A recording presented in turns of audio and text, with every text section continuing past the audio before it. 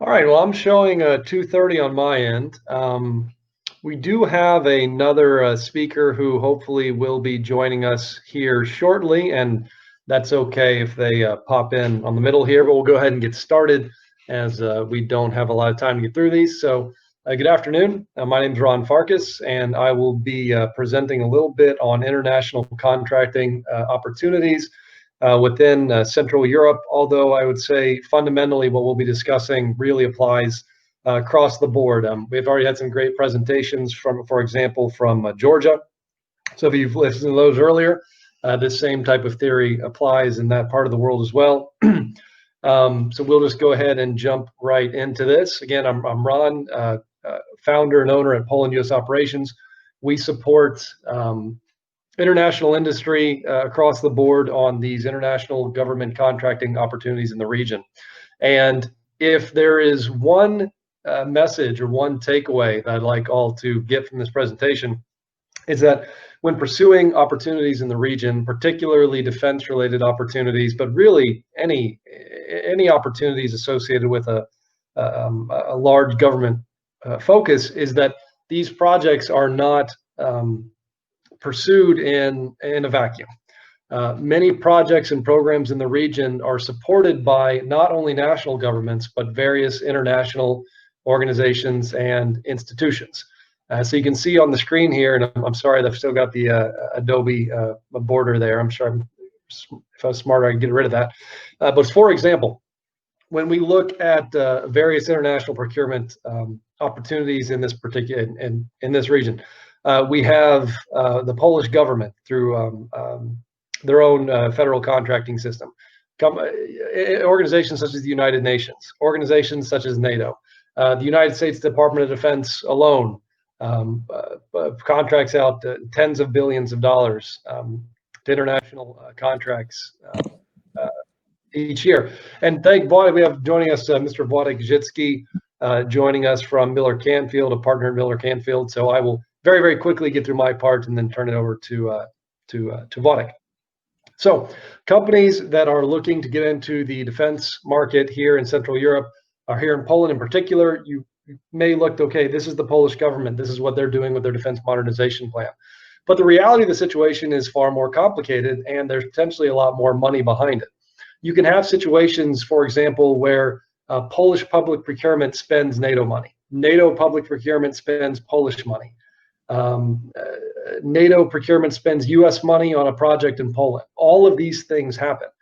So when concentrating on a particular opportunity, don't lose sight of these other budgets, these other plans, and these other processes which may be applicable to your strategic goals in the region.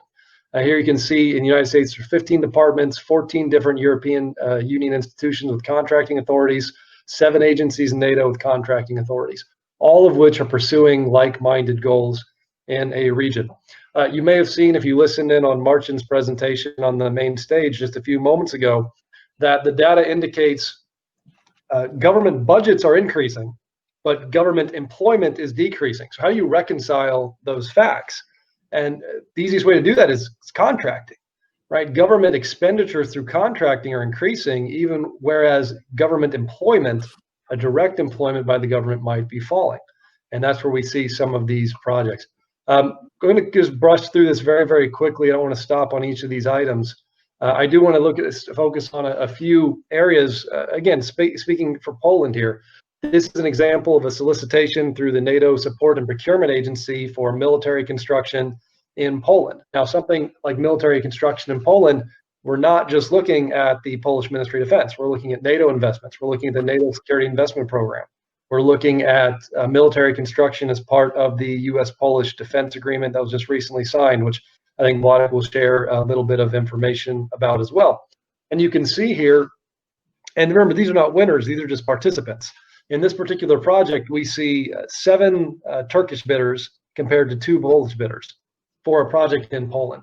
This is a common trend that we see associated with many of these projects, and it really could be in any field. You might have a US company operating in Poland chasing Polish defense modernization programs, but have no awareness of, for example, I'm going to skip ahead a little bit here, Frontex.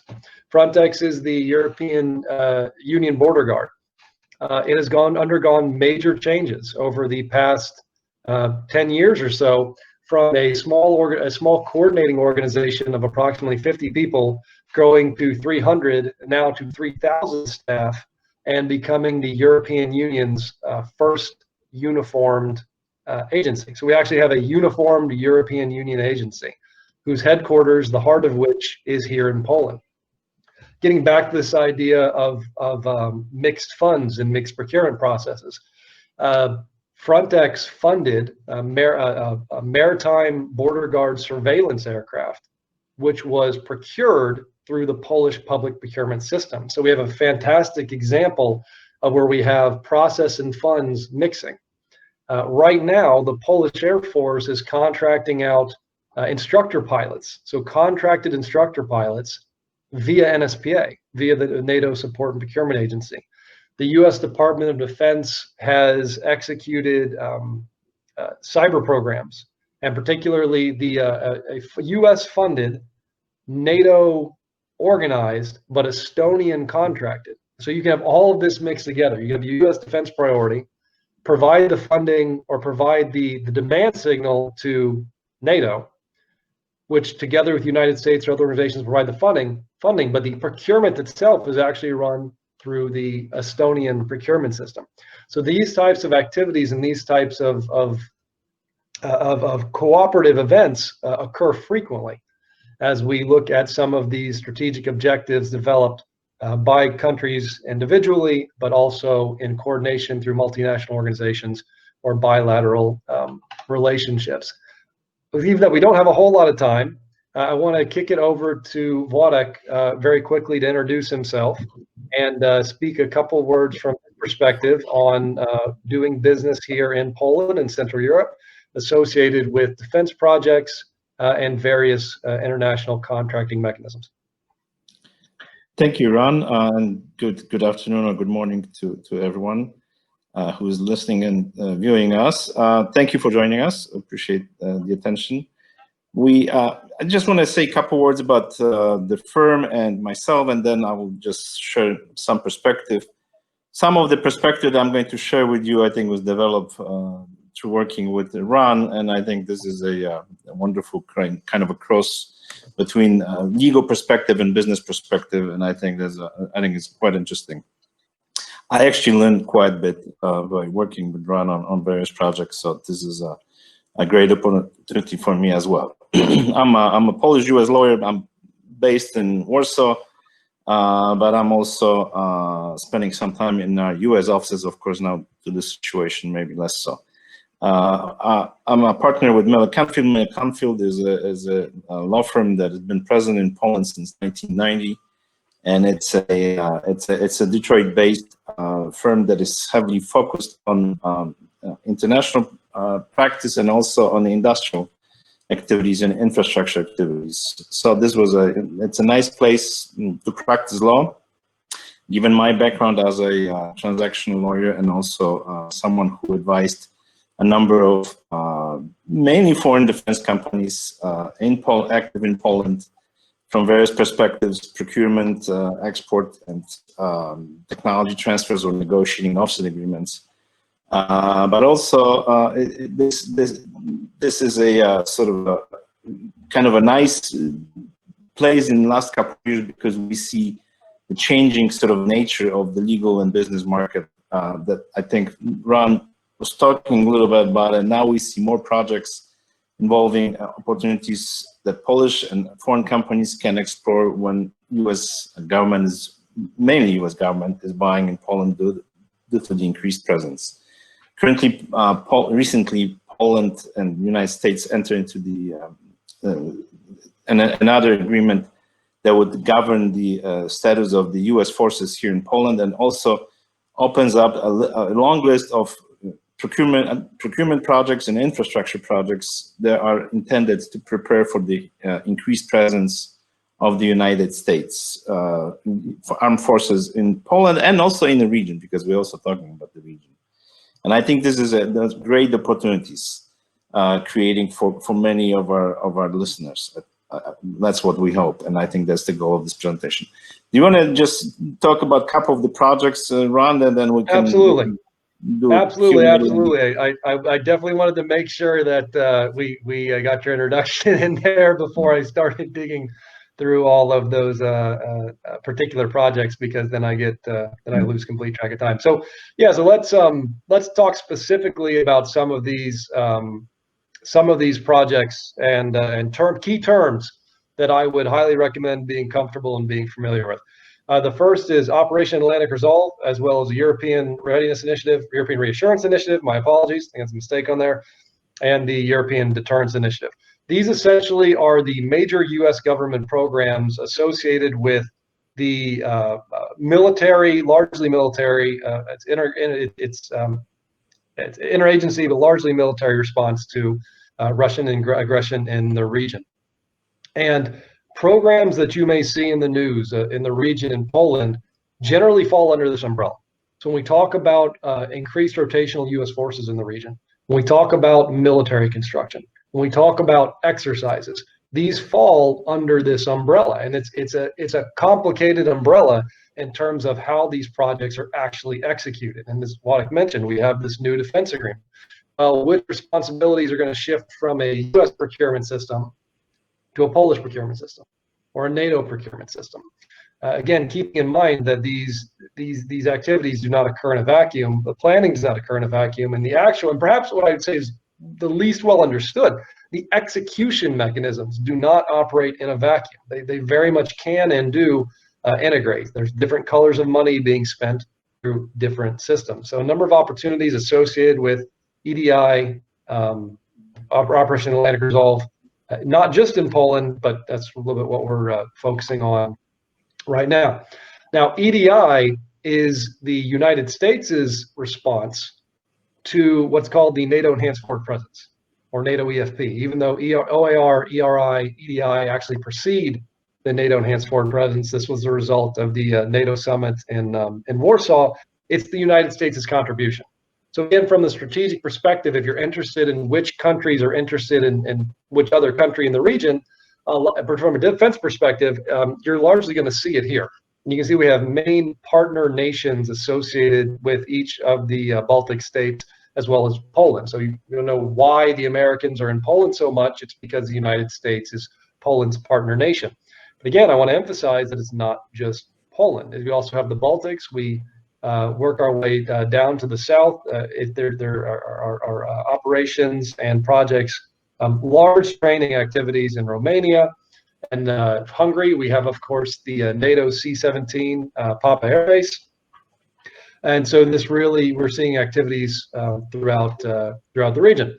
NATO Security Investment Program as another example. This is another, I'd say, relatively poorly understood investment mechanism that's actually been very active in Poland over the last 20 years. Again, military construction, fuel depots, fuel pipelines, airports, aerial ports. All of these things are approved, agreed upon, and funded, sometimes through the broader quote-unquote NATO budget, through the NSIP budget, sometimes bilaterally, sometimes unilaterally. As I mentioned earlier, you might have the host nation decide to use the NATO procurement process in order to meet its own requirements. And they did an excellent example being the current solicitation for M346 pilot training by the Polish Air Force, but contracted out via NATO. And I would say in general, we're seeing an increase in this. These international procurement agencies provide a valuable service to many of these governments. As Poland or another nation undergoes the defense modernization program, they may not have the acquisition expertise or the bandwidth simply to pick up some of these programs. And this is a common selling point of the United States foreign military sales system as well. You get to take advantage of the acquisition experience of the entirety of the United States acquisition or Department of Defense programs. You have something similar like for this via NATO, via potentially under the new PESCO program with the European Union, Permanent Structured Cooperation, via OCCAR, which is a French acronym that I don't know how to pronounce, but it's kind of like the equivalent of European FMS and joint procurements. we are seeing a continued, and I think this tracks with what Martin's presentation showed as well. We are seeing a continued increase in use of these mechanisms for various reasons. It can be financially beneficial for the partner nations. It permits and ensures interoperability. So there's lots of reasons that a nation may choose to use one of these mechanisms. But if you're not aware of its existence or how it works, then it's difficult to participate in that. And there's a number of other ones in here. Wladek, maybe I'll kind of kick it back to you a little bit for a couple more words on the defense agreement, and in particular, the implications for pursuing a project through one of these other procurement authorities, and how that can impact companies' availability, whether they're eligible to participate in a project. I can say from our side, the common misconception is a United States company cannot participate in the European Union tender. That is generally not true. It depends, just as it depends on whether a solicitation in the United States is open to a foreign participant. Generally, if you have an unrestricted solicitation, it will be. And of course, you have the World Trade Organization Government Purchase Agreement, which pretty much all major countries are signatory to. So that absence of knowledge might preclude the opportunity to participate in one of these projects. Right. Yeah. Thank you, Ron. I think the couple takeout points for that you probably want to remember instead of some boring legal talk. I think that this new enhanced defense cooperation agreement that Poland signed with the United States creates a whole list of infrastructure opportunities and investment projects that will be done through the presumably Polish procurement system.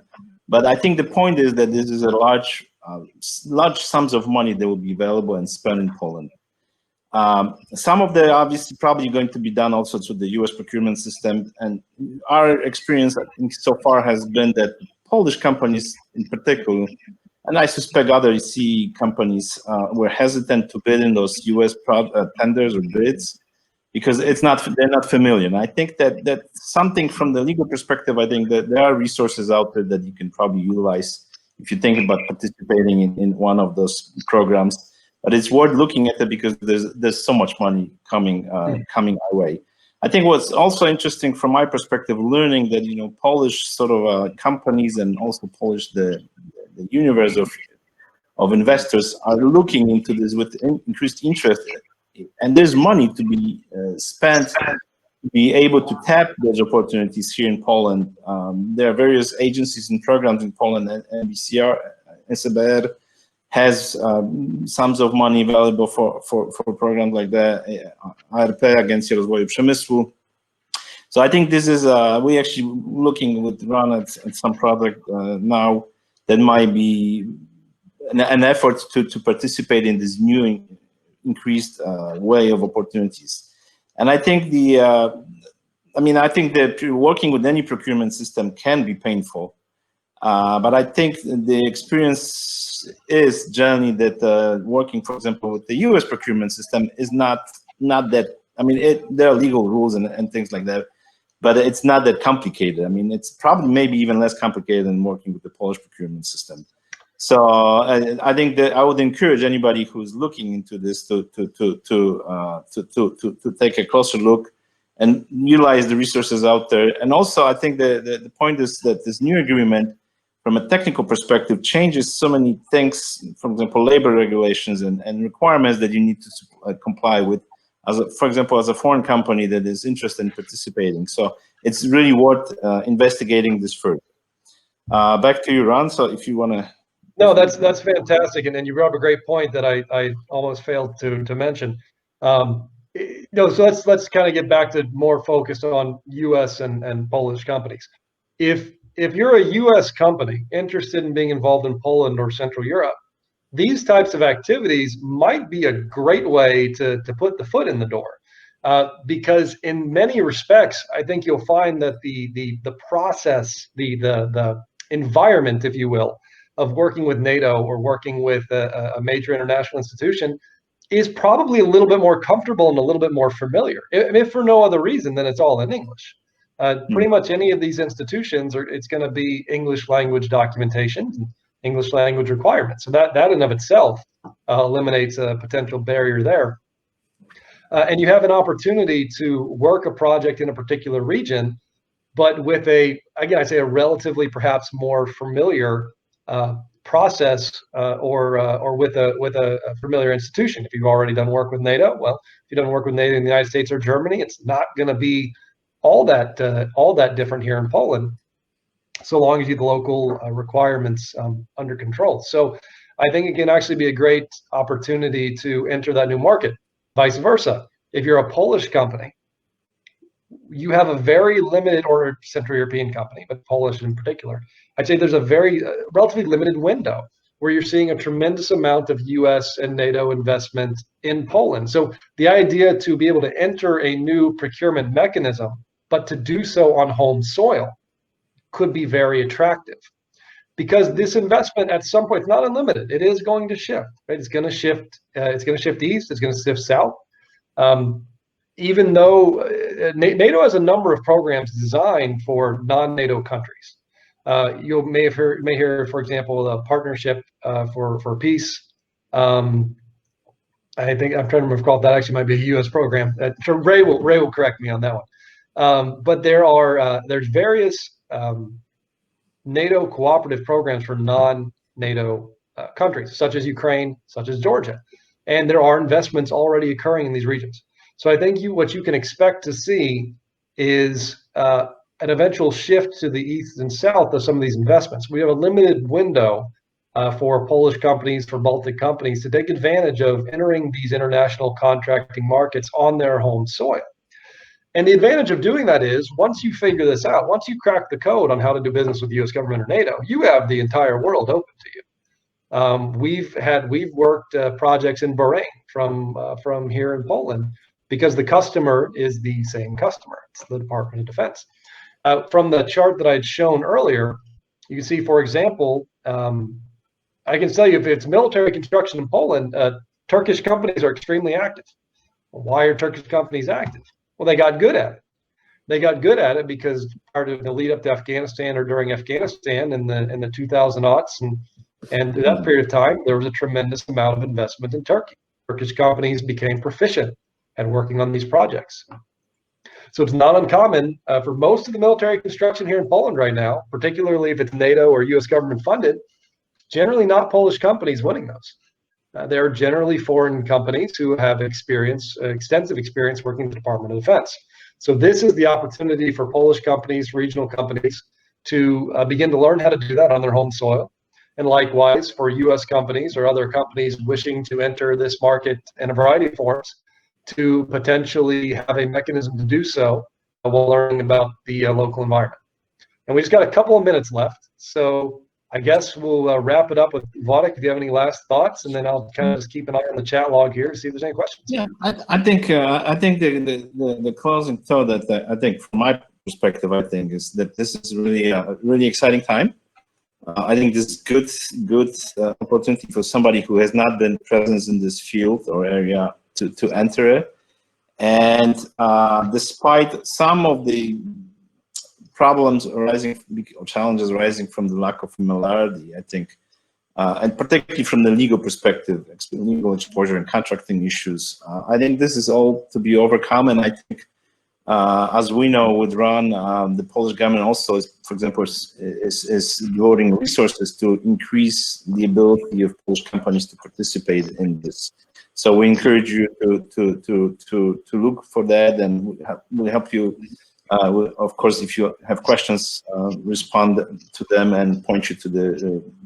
I think the governmental resources are free, basically. So it's a good resource. Ron, you publishing a guidebook, right, on this? So this we are. Thank you for the last pitch.